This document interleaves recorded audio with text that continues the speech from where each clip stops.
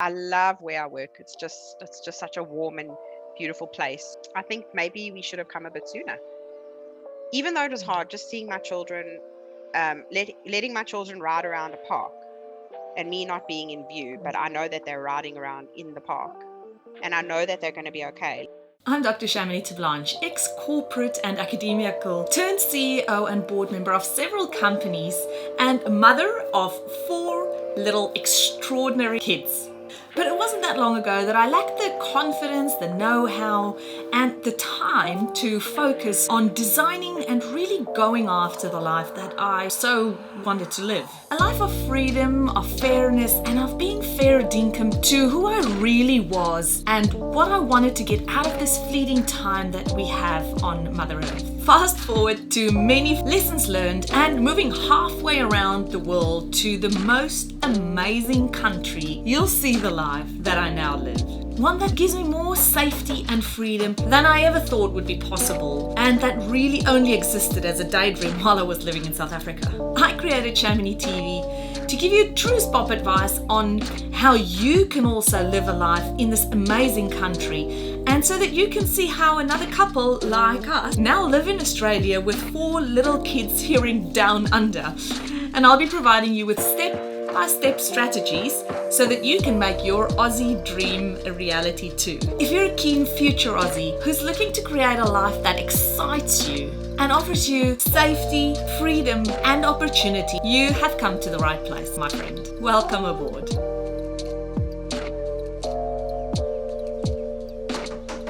Hi, Leanne. Thanks so much for joining us today. You are far away from me. I'm in Perth and you're in Melbourne. So what's the time now? It's 8 o'clock at night for you? It's 8:08 and dark outside now. And how does it feel to be in lockdown? Should I be honest about this? Yes. It's been very tough. It's been, especially for the kids. And I think I'm the only one who feels it the least because I'm at school, because I'm at a kinder and we're at school no matter what. So for me, but then I come home and, my girls need help with schooling, which my husband does in the morning, but then there's still things that need to be done. So they've just completely lost motivation, unfortunately. And because I think they also know they're going back soon. So they're phasing everybody back at the moment. Yeah. Yeah. So they next week, Monday, Tuesday, Wednesday is prep. And then my oldest is who's in grade 3 is I think Wednesday and Thursday. Okay. So, wow. COVID has changed our lives so much, hasn't it? I mean, it's forced people who have never been teachers before to now suddenly be teachers. And heaven forbid, if you've got a job, tough luck. Yeah. Somebody's got to stay home and look after the kids. It's like, well, but if somebody actually still has a job and you can still manage to work, like, how do you juggle? And that's a question to you, like, because you're a kindy teacher, or daycare kindy. Yeah, so kindy, yeah. So what was that conversation with your husband about who's going to stay home and who's going to look after and educate the kids? I guess he works, so he technically actually isn't able to homeschool them, because he's on calls a lot, and a lot of his time is him being on calls and whatever. So in between those calls, when he is able and he has a chance, he can supervise as much as he can. I mean, I have a preppy, and that's the problem. Like, that's where it's hard, because she really needs that constant full on, like, one-on-one attention. So when I come home, like I have this week, I've come home and she hasn't managed to do anything other than her meetings in the morning, and I've had to sit with her. So it's been a bit of a juggling act, but because we've been in lockdown so many times before, you'd think we'd have it down to to like exactly who does what and when and whatever. But it's this time around, it's been a bit of a juggling act, because I'm an essential worker and my husband's not, but he does have a full-time job, and unfortunately he is the breadwinner as well. So that makes him essential, pretty essential in my view. It does. And unfortunately, essential, like, is classified as lawyers, doctors, it's hard, and you can only send your kids to school on site if you're both essential workers. Oh my goodness. Yeah, that's primary. Okay, so you teach what age levels? I teach 3 to 4 and 4 to 5. And that's in a daycare setting, or what do you guys call it over in Melbourne? So we call it a kinder, and it starts, the ages there are 2 years old up until 5 years old. And yeah, so that's the age group. I teach Monday, Tuesday, Wednesday, and Thursday with the 3 to 4 year olds, and then on a Friday I'm with the 4 to 5 year olds. So, and did you do that in South Africa as well before you came over? No, I didn't. You know what? When we were considering coming to Melbourne, I thought about what I could do that I could probably do in South Africa and in Australia if we didn't decide to come in the end. And I decided to do UNISA was offering a program in early childhood development, and I decided I would do it. And I worked with a friend who worked at a school, and she helped me out. And I thought, great, I can take this with me to Australia. And when I got here, I had to deal with a SEQA. They are the ones that, tell you if your qualifications are like equal and what. Anyway, they said to me, skills assessor. Yeah. Yes, they said to me, sorry, your skills are not recognized here.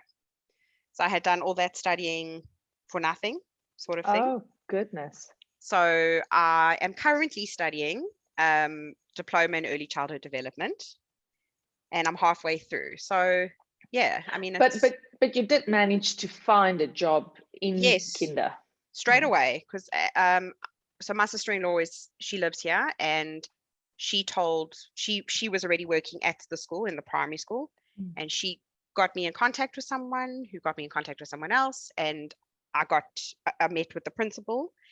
And yeah, she basically since 2019, so we got you end of 2018, and I started working 2019, beginning of 2019. So I haven't actually not had a job since I got here. I've been working since I got here, which in my view is the best way to do it. I think that is that's the best way to settle in, to find your feet.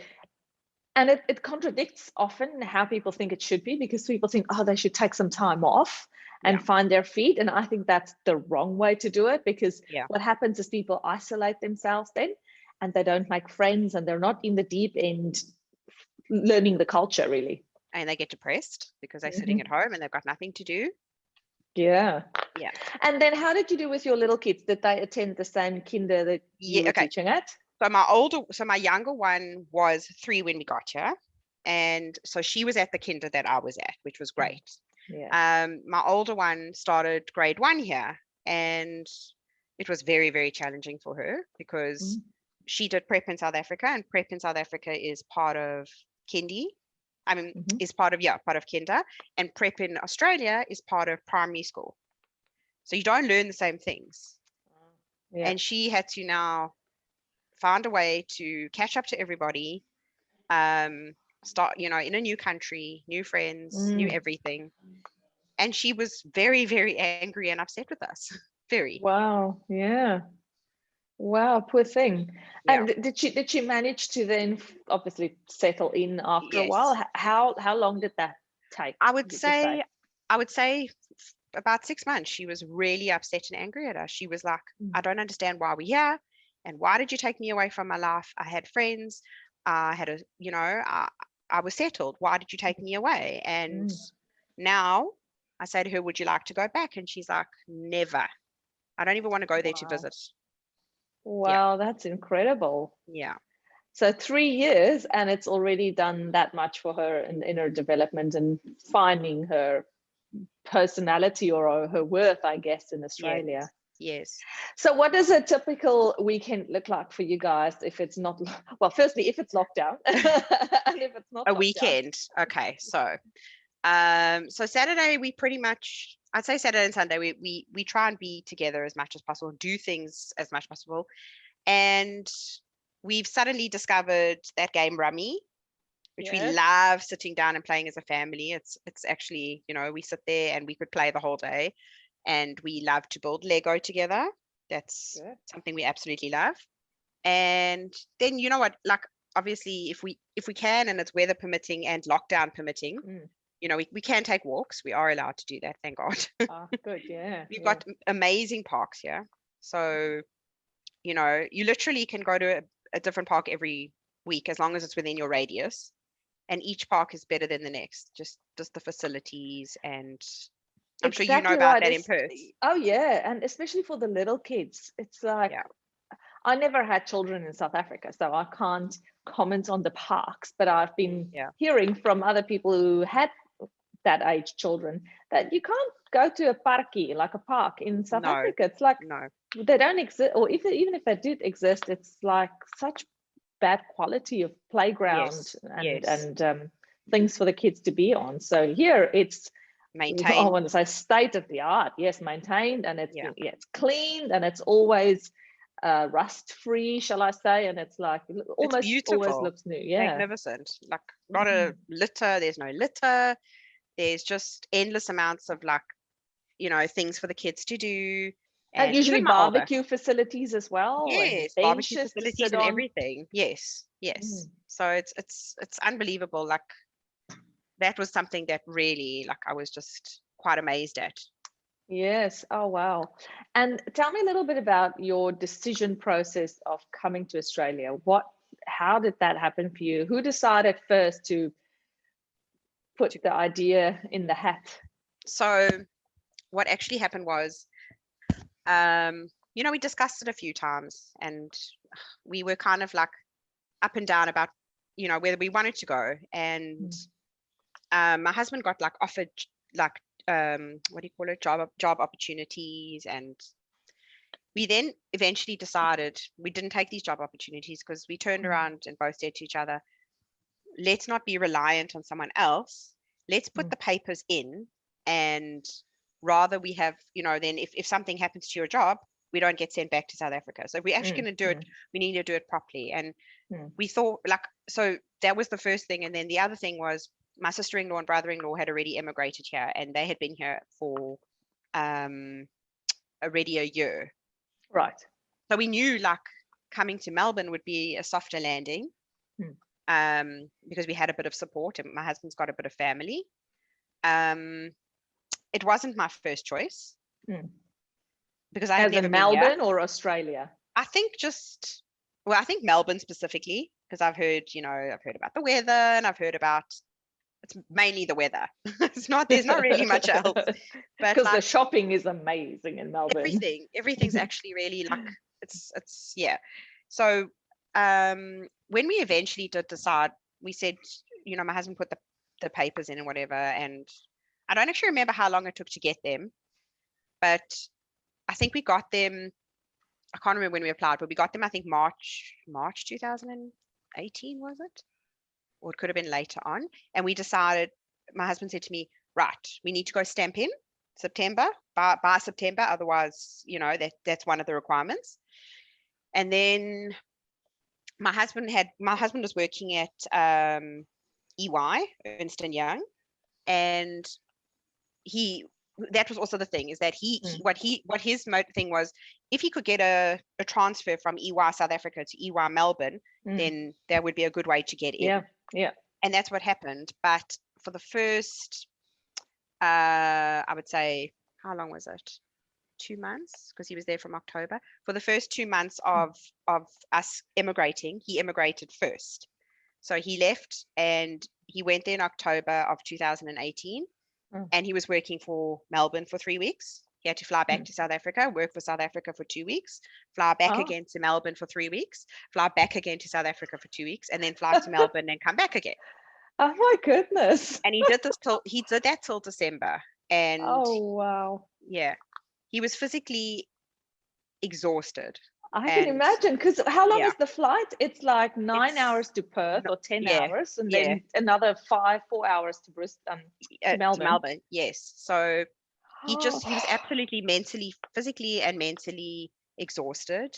Wow. And I don't think, like, either one of us expected how hard it would have been, like how hard it would be. And we got here December. We stayed with my husband's aunt, and while we were there, we looked for a rental. And it was very tough. You know, even knowing people like arriving here was tough. Yeah, absolutely. You said he's a CA. He's with he's a CA. CA. Okay. He's a CA. So he is on the list of shortages that you could apply for. Not an essential worker, no, but hey, Australia needs non-essential workers too. We don't only need essential workers. We certainly do need a lot of essential workers like yourself. Yeah. I can vouch for that, because I know how difficult it is to get carers for daycare, because where my children go to, the daycare, as you call it, kinder, often struggle so much to get more staff. Like right at the moment, they're bursting out of their seams. They're so full, like they to capacity, but they can't find more staff, and that's the problem. So that's interesting, but that's not one of the things on the list. Yeah, well, yes, but I think COVID has changed a lot of things as well. Yeah, because especially like babysitting, I can't get babysitters, because before people were made to leave the country, we had a lot of backpackers in Australia, as you would recall, and backpackers did babysitting, and I would put up a job post on Facebook for a babysitter, and mind you, my ad, I pay $30 an hour. Which is, in my view, a lot of money. It's a lot of money. Like $30 an hour to sit and play with kids, I think it's amazing. Can you imagine this in South Africa? So but here I pay $30 an hour, and I struggle to get people to sign up now, because Centrelink provides such a good level of income, firstly.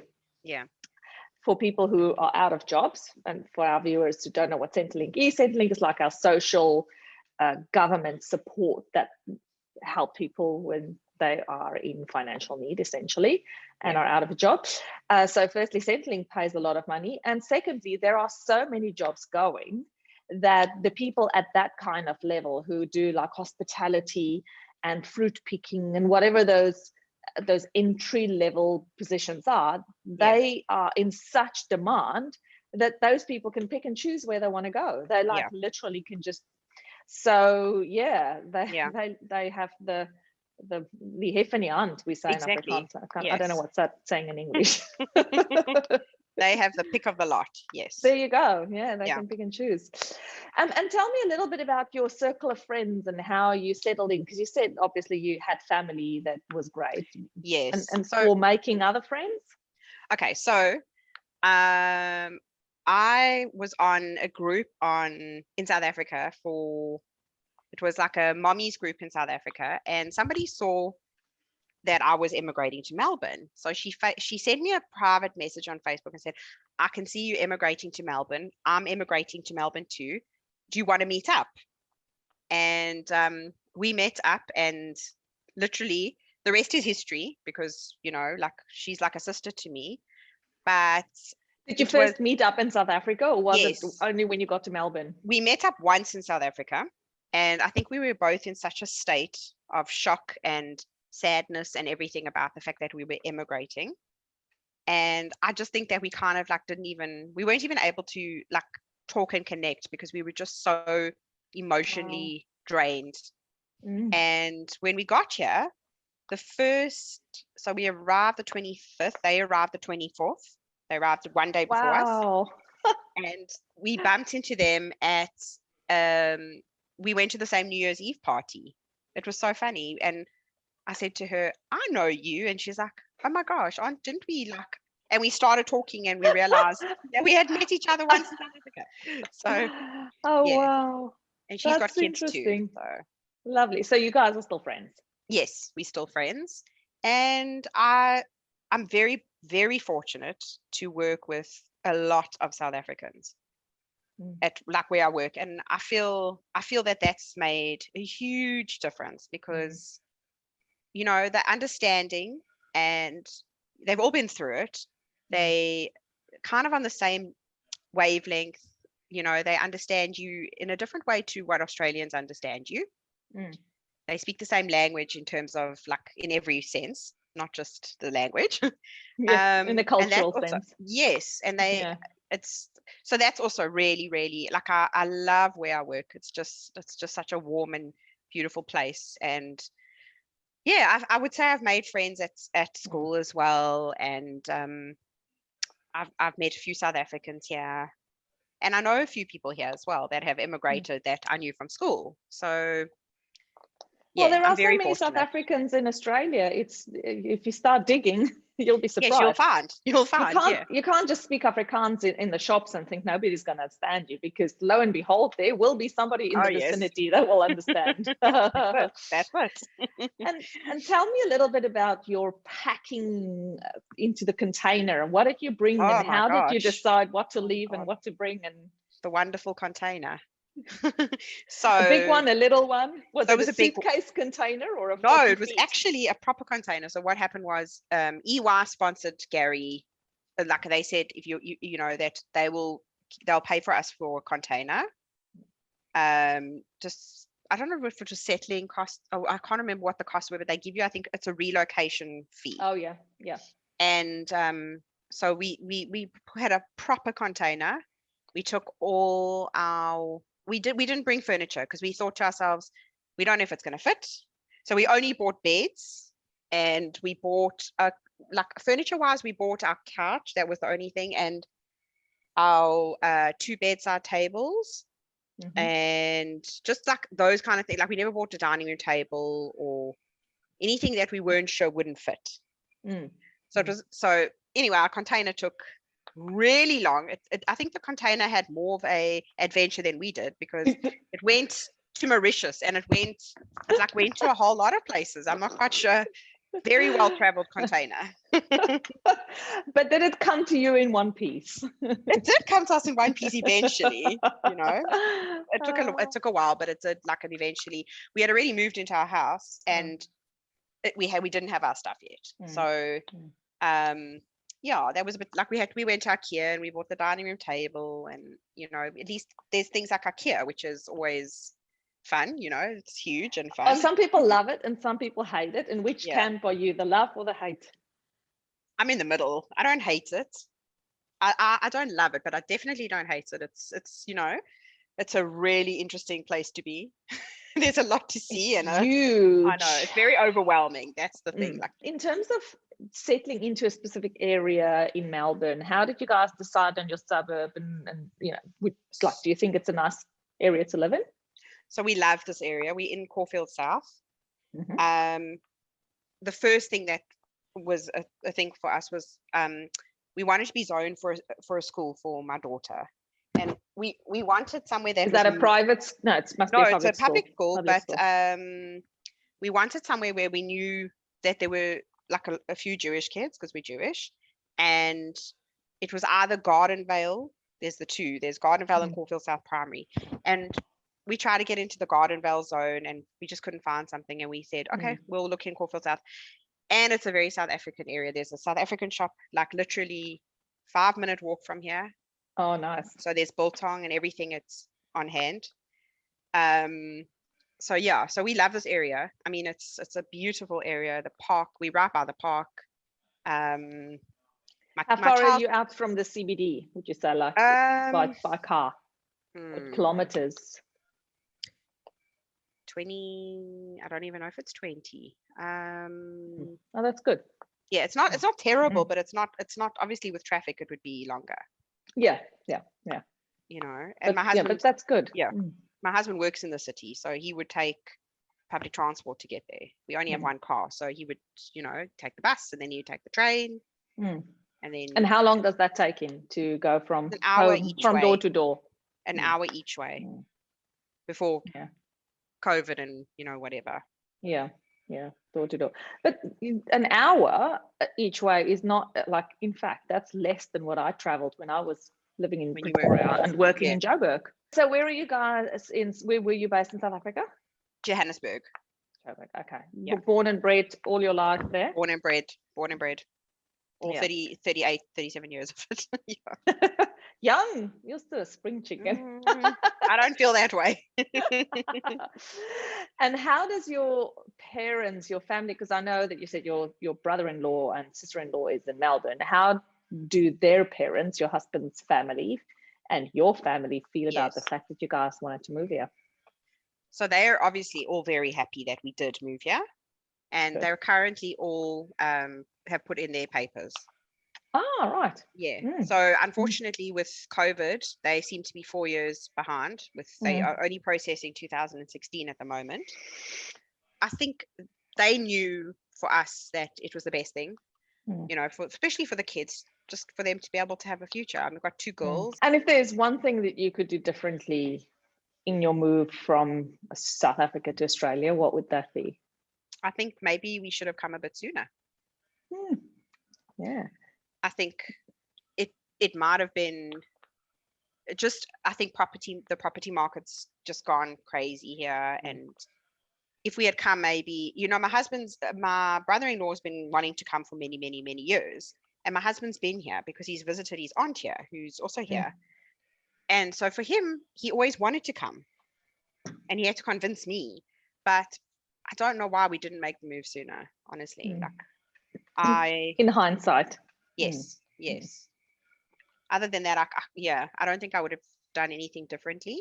And what do you wish you knew then that you know now? What do I wish? I'm not sure. Just maybe that I think it's very hard.